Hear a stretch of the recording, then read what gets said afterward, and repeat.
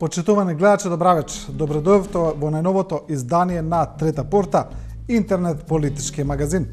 Во оваа емисија најмногу ќе зборуваме за избирачкиот список и за сите оние реакции кои произлегуваат во јавноста, најмногу на социјалните мрежи, но и во колумните и анализите.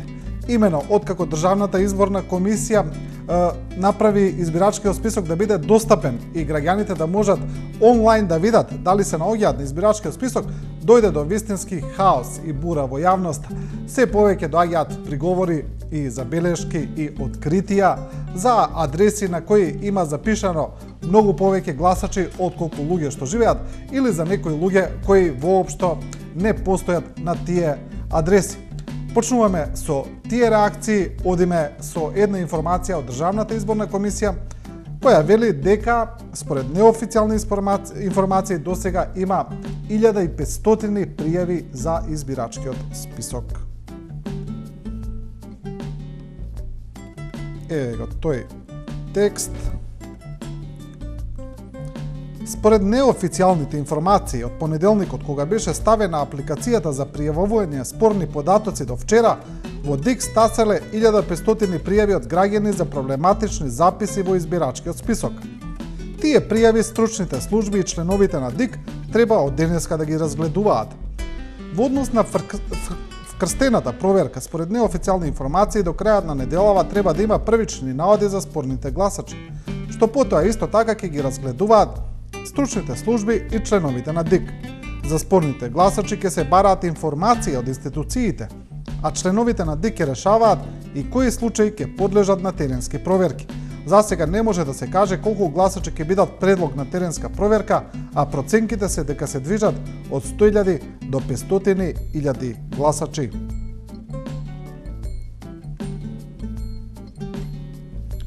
Продолжуваме со уште еден текст кој е посветен на хаосот во избирачкиот список, овој пат на сајтот Репортер.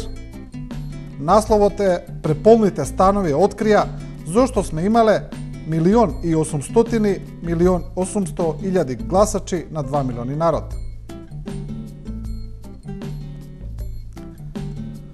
Со откривањето на преполните згради, станови, влезови и куќи со фантомски гласачи, стана јасно како беше можно во земја со 2 милиони жители да има 1,8 милиони гласачи на избирачкиот список. Енигмата ја откри веб апликацијата за проверка на избирачкиот список, а пред тоа ја навести во анализа пратеникот од ВМРО ДПМН Илија Димовски, кој напиша дека Македонија има 2,4 милиони државјани. Граѓаните открија низа нерегуларности при проверка на личните податоци во избирачкиот список, а на социјалните мрежи пишуваат дека на нивните адреси живеат луѓе кои тие не ги познаваат, дека на списокот има починати лица и дека има лица кои повеќе години се иселени од Македонија. На 18 февруари годинава пак Димовски во колумна за Дневник насловена "Факти за македонците од Пустец" излезе со тезата дека во Македонија има 2,4 милиони државјани, па поради тоа избирачкиот список има 1.800.000 гласачи.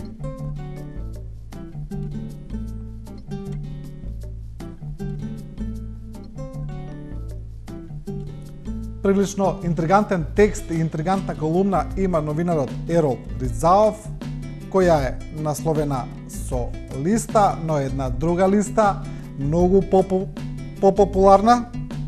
Насловот на колумната на Ризаов е "Ме имали на Шиндлеровата листа".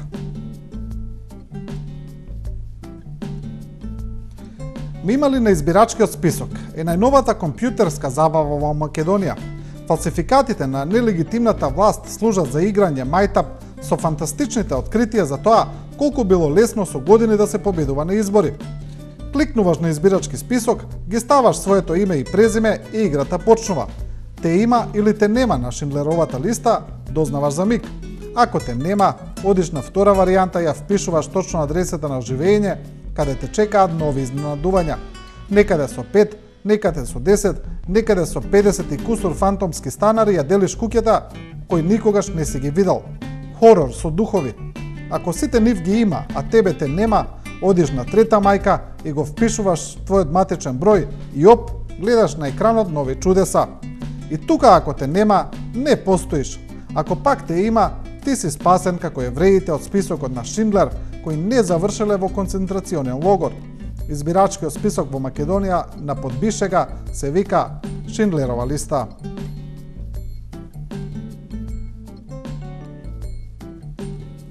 Искра Коровишовска, пак од Дневник, вели во низината колумна, низината теза е дека сите овие податоци, целата фама околу избирачкиот список се пренадуели.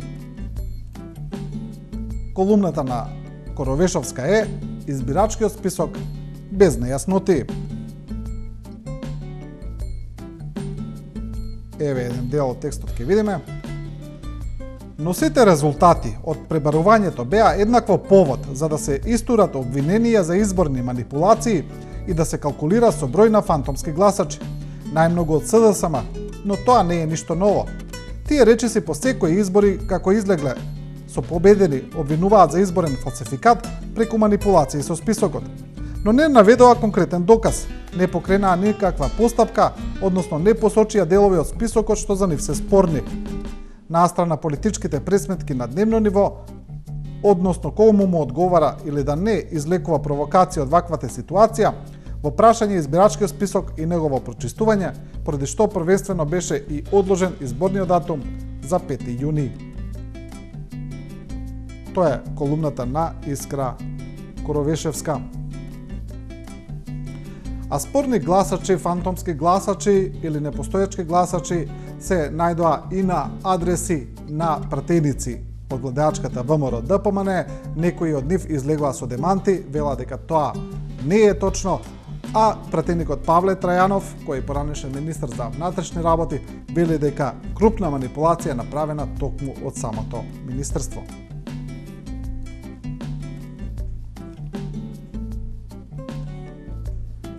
Еве го, тој текст има, ова е една дебата која е направена на телевизиите, каде што тоа го кажува Павле Трајанов. 15.000 гласачи со креирани матични броеви се впишани на избирачкиот список, вели лидерот на Демократски сојуз, повикувајќи се на изјава на специјалното обвинителство. Според него тоа се матични броеви кои се нелегално изработени од страна на МВР за потребите на избирачкиот список. Оваа изјава на Трајанов во топ тема предизвика реакции и негодување на пратеникот на ВМРО ДПМН Павле Саздов, кој смета дека не треба да се шпекулира со вакви податоци додека тие не бидат докажани и според него никој не треба да биде обвинет без основа.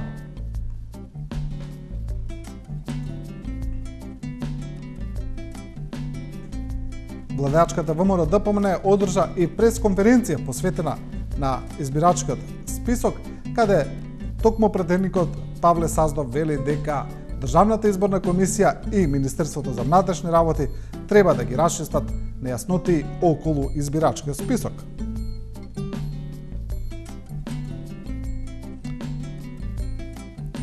ВМРО ДПМН бара од Државната изборна комисија и МВР, двете најодговорни институции за спроведување на изборите, каде СДСМ има контрола, да бидат на висина на задачата и да ги преземат сите активности што треба да ги преземат со цел да имаме кредибилни избори на 5 јуни.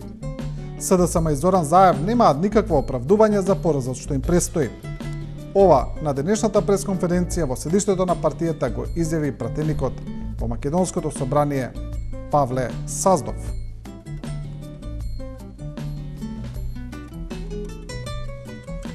А одговор на Павле Саздов, освен од СДСМ, се разбира што е вообичаено, има и на социјалните мрежи. Еден од нив е од актерот Петар Арсовски, кој на својот Facebook профил пишува: Имате право господине Павле Саздов, народен пратеник од Канада. Се работи за мали пропусти и грешки во податоци. Така во село Јанковец, Ресен, на една адреса по грешка се регистрирани 1004 гласачи, бандо. И тука ќе видиме дел од коментарите. Еве еден корисник на Facebook вели: нека се обиде да им објасни на канадските власти дека ВМРО победиле со 200.000 гласа, а украле само 4.000 гласа. И ќе видиме уште еден коментар. Абе какви грешки? Еве, во моје мало, чисто од љубопитност ги проверував избирачкиот список по адреса и ги проверив сите комшии околу мене. Резултати кај едни комшии покрај сите македонци живее и еден албанец, кој не сум го запознал досега, кај други дедото е неколку години починат, ама уште е во избирачки список. Кај трети, едниот син е 5 години во Германија, а другиот е 15 години во Америка, но се уште се во избирачкиот список. Е жал на Македонија, Македонија да стане Гоце, да ја види сега Македонија, пак ќе умре. Тоа се коментарите на постот на Петар Арсовски. И еве едно од објаснувањата на Државната изборна комисија, кој е вметнато во текст на Утренски, кој е насловен Фантомските гласачи, изборна измама или страф. И едно објаснување од ДИК што следи во иднина. Државната изборна комисија во рок од 3 дена од приемот на барањето ќе ја провери точноста на податоците и приложените документи и ако утврди дека барањето е основано, ќе донесе решение за запишување, дополнување или бришење на податоци. ДИК врши запишување, дополнување и бришење на податоци по службена должност, врз основа на податоци од матични книги, евиденција за живеалиште и за државјанство, други службени евиденции и со непосредно проверување, се вели од ДИК. Ете, тоа е едно од објаснувањата како се планира во наредниот период да се чисти избирачкиот список, а продолжуваме со оние интересни резултати кои излегуваат во јавноста. Одиме, да речеме, со Прилеп, каде има прилично интригантни податоци. Еве еден од насловите: попара и во избирачкиот список во Прилеп.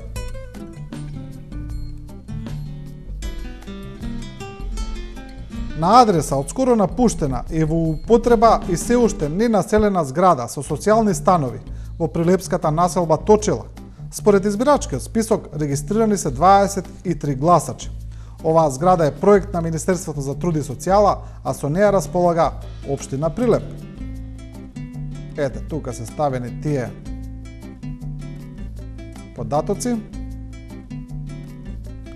Ќе видиме уште еден Прилеп, уште еден случај од Прилеп. Во трошна куќерка, скоро па распадната на адреса Круме Волнаровски број 65, се собрале дури 56 гласачи, покажува избирачкиот список. Ете, и тоа е таа куќа која е ставена како илустрација, каде има 56 гласачи.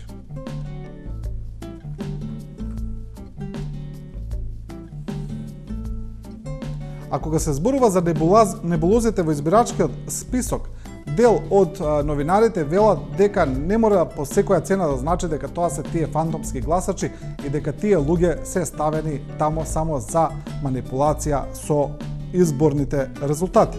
За ова пишува Маријан Николовски.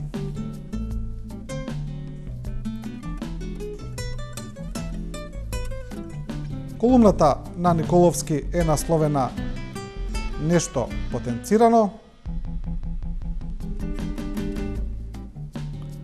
Тоа е она што деновиве може да се извлече како заклучок од оваа на лик хаотично произведена состојба.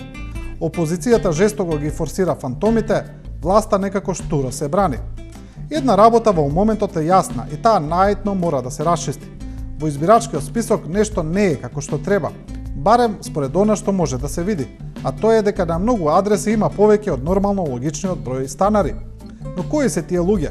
Што се тие? Од каде се? Како се нашле таму? Зошто се таму? Ова се прашања на кои оние кои се потпишуваат како истражувачи новинари бараат одговори.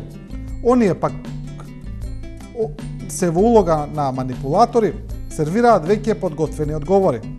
Во ситуацијата тоа е случај, фантоми најлесниот и веројатно најупотребуваниот одговор или најпотребниот одговор.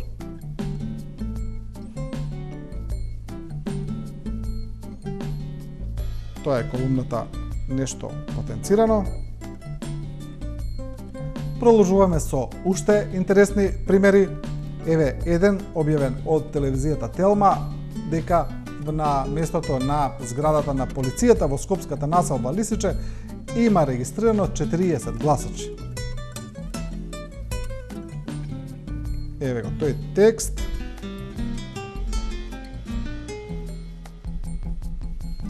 Зградата на полицијата во населбата Лисиче, во минатото полициски интернат, има 40 гласачи. Во избирачкиот список на веб страницата на Државната изборна комисија, сите се наведени на истата адреса.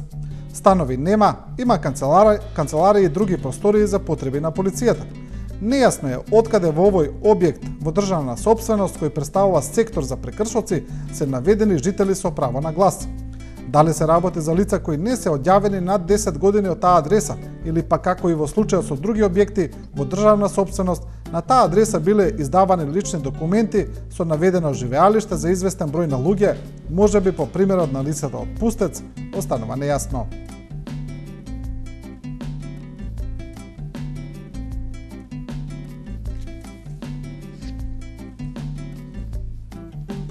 Продолжуваме со текст на Татјана Поповска, новинар, кој е насловен "Последна шанса за списокот".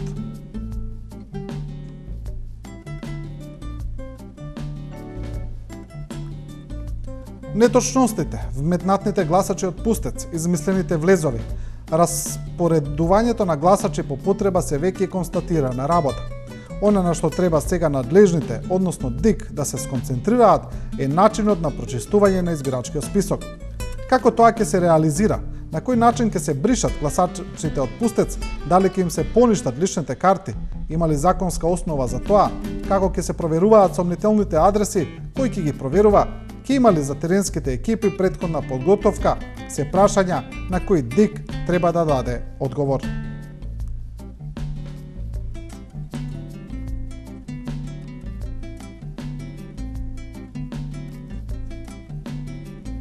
И сега имаме едно размислување во однос на овие прашања, тоа е од професорот Осман Кадриу, мислење кое е дадено за Радио Слободна Европа. Насловот на текстот е "Избирачкиот список Гордиев Јазо". Професорот Кадриу вели: "Бројни се овие нерегуларности во избирачкиот список. Јас сум песимист дека Државната изборна комисија ќе може до конкретниот датум да има пред себе и пред граѓаните пречистен, ажуриран избирачки список. Се плашам со овие методи, особено со вкрстувањето на податоците, да не дојдеме до една ситуација позната во статистиката, да имаме точен збир, а неточни податоци, тоа ќе биде катастрофа", вели Кадриу.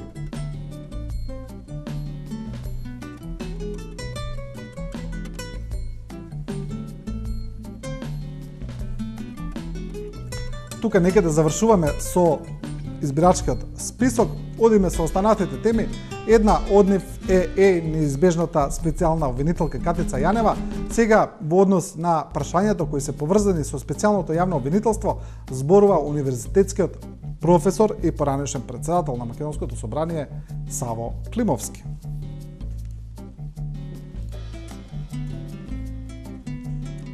Саво Климовски вели: "Специјалното јавно обвинителство е против уставен орган.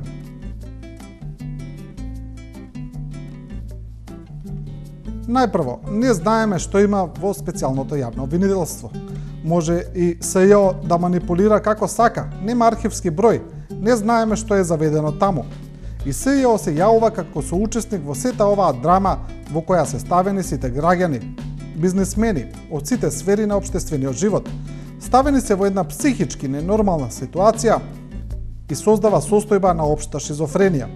Ова е една состојба во која секој од секого треба да се плаши, а не сум сигурен дека психички полабилни личности може да се применат и сила и може да дојдеме во многу потешка ситуација од оваа во која се наоѓаме. Состојбата е крајно критична, состојбата може да ја доведеме во правни рамки", вели професорот.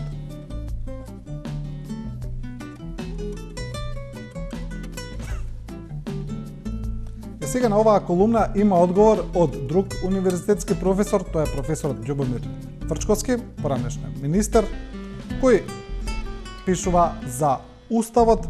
Неговата колумна е насловена Светоста на Уставот, а во неа има и одговор за професорот Климовски.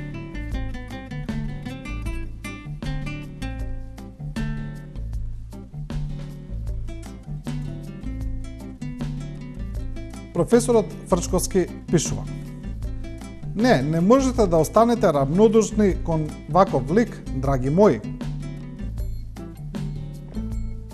Се прашувате како воопшто му работи бойлерот, како го чисти од бигор и дали го чисти, кој е неговиот завет. Затем е Сава да боме абсолвирал све околу нас, бидејќи тезата дека материјата е се што не обкружува, е лекција која е неговиот кернел, неговата образовна траума, неговото мало, а повторно лакан, кој упаѓа и која разорува можноста од хармонија на реалноста, а на која тој застанал. Од кога се слушнаа крици во публика поради тезите на Сава, интервенирав. Имено упатив на трпение. Треба да се привикнете малку да сватите дека неговиот метод, модус операнди, е да нема поим што зборува, да не може мисла да заврши, да направи најмалку 3 елементарни грешки на поими и институции во секоја реченица. Но, драги мои, внимателно, да, тоа е Сава. Со еден збор, Сава освежи. Тоа го пишува професорот Фрчковски.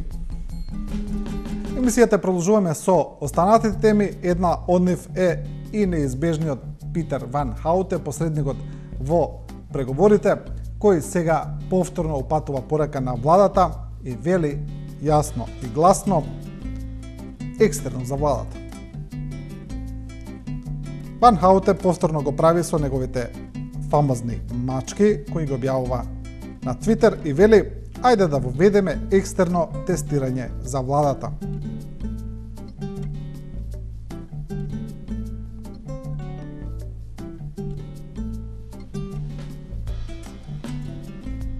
На ова коментира аналитичарот Рамадан Рамадани на Фейсбук и вели: ајде, на крајот на Ван Хауте ќе му понудат да биде и технички премиер, само да престане со тие мачките. Иде мачка, поред владе е хаштагот на Рамадан Рамадани. А професорката Мимоза Ристова реагира на новата кампања која е поведена од председателот на ВМРО ДПМН Никола Груевски, кој најавува нови мерки за младите од страна на неговата партија, бидејќи сега не е премиер. И Мимоза Ристова за ова пишува на Фейсбук: една од мерките е бесплатна лазерска корекција за студентите со проблеми со видот. Професорката вели: дискриминација употреба во кампања. Апропо лазерската корекција на видот. Генијалецов им ветува на студентите дека ќе го крши уставот и дека нас возрастните со истата дијагноза, кратковидов миопија, ќе не дискриминира по основ возраст и ќе не лиши од истото право што ќе им го даде на младите и студентите. Дали некој ќе реагира на ова? Дали некој ќе им укаже на задоените со омраза, фашизоидни и заслепени млади следбеници да не поддржуваат вакви чудовишни кампањи?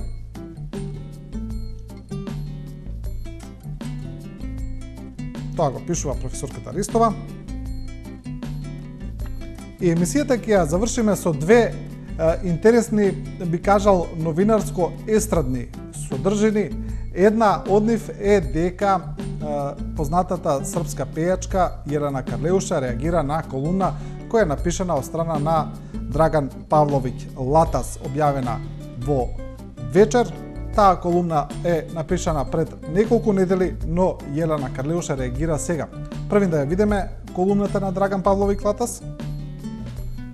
Таа е објавена на 21 февруари 2016 и насловена е Карлеуша. Значи се работи за една политичка колумна во која се зборува за низа проблеми и на крајот Драган Павловиќ завршува: тоа е онаа збирштина што со децении е плаќена од странски пари да одработува за потреби на чадорот. по пола милион долари за саат или по 60.000 евра за емисија која никогаш никаде не е емитувана. Платени се да завршат други работи. Ме подсети на оние години кога кретенката Карлеуша со незиниот пискав глас и празни дискотеки на незините настапи се радуваше на апсењето на Цеца, а Цеца ја апсеше незиниот татко, тогаш полициски функционер во Србија. После се Карлеуша и натаму остана кретен, а Цеца и денес е легенда. Значи тоа го напишал Драган Павлович Латас, сместувајќи ги естрадните проблеми во однос на политичката ситуација во Македонија, правејќи една паралела, и сега на ова реагира токму Јелена Карлеуша на незиниот Facebook профил. Насловот на незиниот пост е "Што е со вас, браќа македонци?" Тука Карлеуша има едно поголемо објаснување, но еве сега ќе прочитам дел што се однесува директно на колумната, ќе се обидам да го преведам вака директно, бидејќи на српски. Вели: "Што се случило, брате македонски? Што се случило на уредникот на листот Вечер, кој дозволил ваква колумна? Одбивам да поверувам дека сте двајцата кретени. Пре би кажала дека сте на тешки дроги. А јас сум веќе легендарна по тоа што ја говорам вистината и не останувам должна на багра поради која и во Србија и во Македонија тешко се живее. Дали бев доволно јасна? Сум окей." Тоа го пишува Јелена Карлеуша во својот одговор. И почитувани со ова естрадна тема, ја завршуваме ова трета порта. Емисијата гледајте ја секоја среда во 19 часот и 15 минути. Не го заборавајте и мотото на трета порта, дека ние не ви кажуваме како да размислувате, туку ви ја прикажуваме големата слика. Останете и со програмата на 24 вести.